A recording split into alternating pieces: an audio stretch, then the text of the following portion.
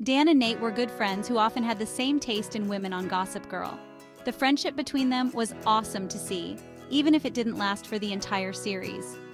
Nate's friendship with Chuck was always super obvious, but for a while there, Nate grew decently close with Dan as well.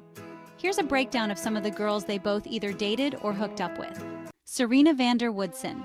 It shouldn't be a surprise that Serena tops off this list, since the very first episode of Gossip Girl features Nate and Dan both waiting for Serena in the lobby of the hotel where she was staying.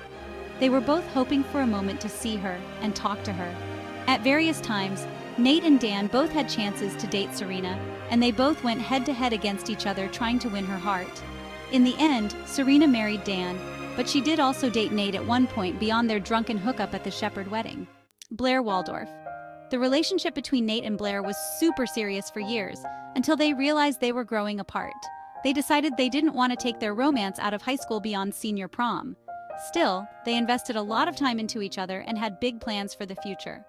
When Blair and Dan dated each other, it came as much more of a shock to the system for viewers since they spent such a long time criticizing each other and speaking harshly to each other over the years. As jaw-dropping as Blair and Dan's relationship was, it was still an interesting dynamic to see on the show. Vanessa Abrams. The truth of the matter is that Dan and Nate had very real feelings for Vanessa at different times. By the time Dan was ready to date Vanessa, he'd already dated other girls like Serena, his high school teacher Rachel Carr, and superstar actress Olivia Burke. Even though Dan and Vanessa seemed like a couple that made a lot of sense on paper, their love story still crumbled when they tried it.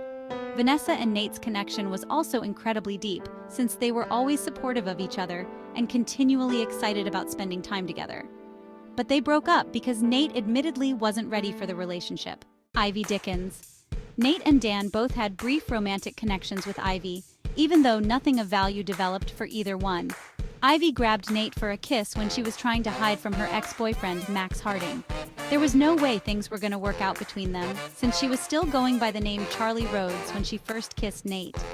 Ivy also enjoyed date night with Dan, and it could have blossomed into something more if she didn't ask him to call her Serena while they were making out. Dan got too creeped out to move forward. What do you think of Dan and Nate having the same taste in women on Gossip Girl? Let us know your thoughts in the comment section below.